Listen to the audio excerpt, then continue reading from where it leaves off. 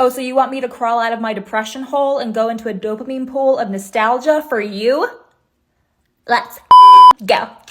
Okay, starting off strong with our favorite pseudo-criminal in a bikini, Summerland, baby. And before you guys give me shit, 'cause I know this isn't exactly some sort of like fucking hidden gem. A lot of people watched this, but not everyone did. And I need people to know that this is where Jesse McCartney came from. Look at him.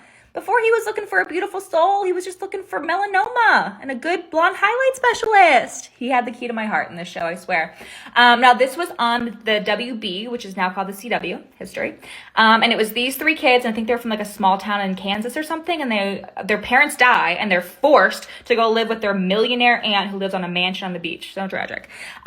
This show was incredible. It had heart, it had drama, it had sex. It only lasted one season, I don't know why, okay? Absolutely criminal. Listen, I'm not from Canada, but my teen self watching television was absolutely an honorary Canadian, okay? The show came on after Degrassi, and I lived and breathed for it, all right? It was about this girl who wins like an American Idol type singing contest, and it's like the trials and tribulations of her becoming like a famous singer, right? She falls in love with her producer, and so does her sister, and so do I, okay? He was really hot.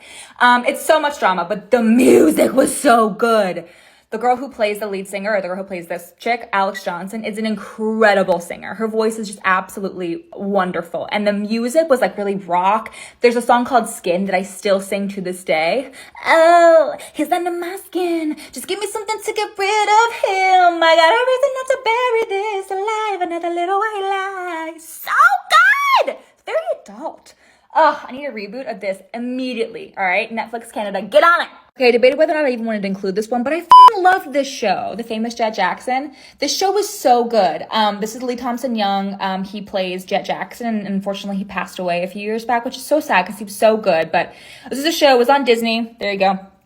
And Jet Jackson was like a famous action hero on this TV series, and they moved the series to his small town so he can lead a normal life. But of course, chaos ensues because he has to be like the action hero of his small town, right? They even made a movie where he like falls into his TV series and has to be that hero. But it's so good. There's like stunts and action. It's like a real action movie. It was just such a good show.